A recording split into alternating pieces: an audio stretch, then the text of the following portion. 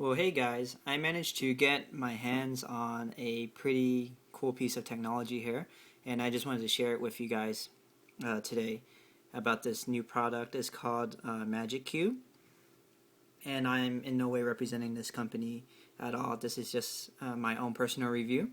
So basically, you have a cube here, and on top of the cube, you see where the red light is. That is actually the pattern projector. And what that does is it projects out an image of the keyboard. And underneath that, you see a circular sensor between the words magic and cube, and that acts as your main sensor. Underneath that, there is a blue light, and that's your status light for the actual cube, the device itself. And underneath that is a IR sensor, infrared sensor, and that also helps with the keyboard. So here, pretty much it projects out a nice virtual keyboard right there. And as you can see, it's like your basic keyboard, has most of the buttons. The only buttons that are missing are the function keys, basically your F1 through F12 keys. So you pretty much, you can't have any hotkeys wired to those if you play any games with your keyboard. The additional buttons they have here is they do have a mouse button here with the symbol of a mouse arrow, and what that button does is it pretty much lets you change between keyboard mode and a mouse mode. So what I've done here is I've paired my keyboard, well, my Magic Cube, to my iPhone 5 right here, and my iPhone 5 is kind of propped up there, and I'm filming on my iPhone 4. So let's go ahead and see how well this keyboard actually performs. So I can just touch it, and as you can see, it brings up my iPhone 5. And let me go ahead and type in my passcode. And you can see how my phone just unlocked. And for demonstration purposes, I've already opened up my Notes app.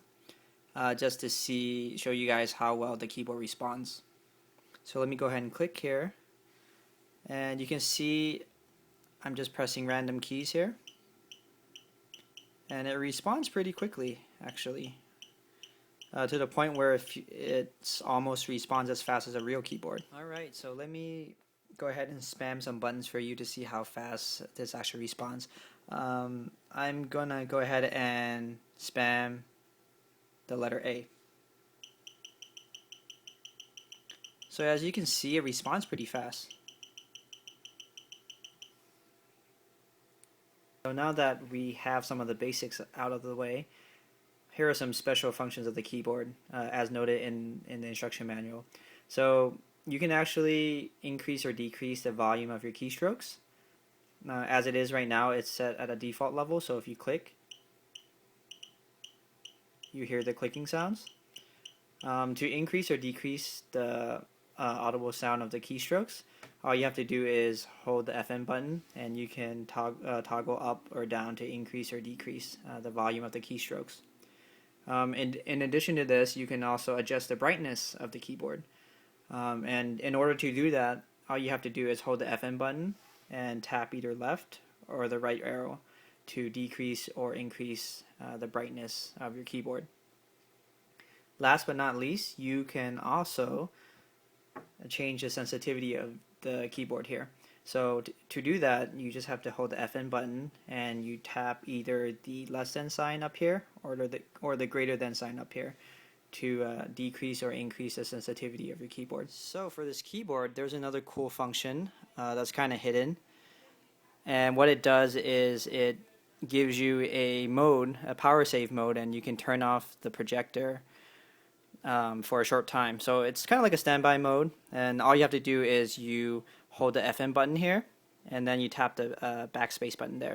Alright, so here we go. I'm going to put one finger on the FN key and one finger on the backspace key. So this might be a little difficult because I'm using one hand, and the other hand I'm using the film. So let's try it out and see if the keyboard goes in the power save mode. There it goes.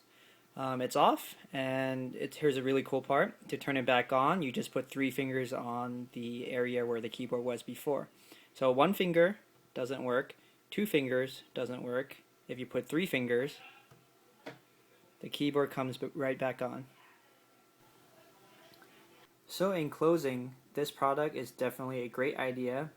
It's a great concept, and it was executed very well by the company that created it. The quality is all there. It's very crafted very well. And the keyboard itself has a multitude of uses, as it can be connected to many different pieces of equipment, including cell phones and laptops and desktops. And if you're a techie like me, it is a definite must-have. It'll garner a lot of oohs and ahs wherever you take it.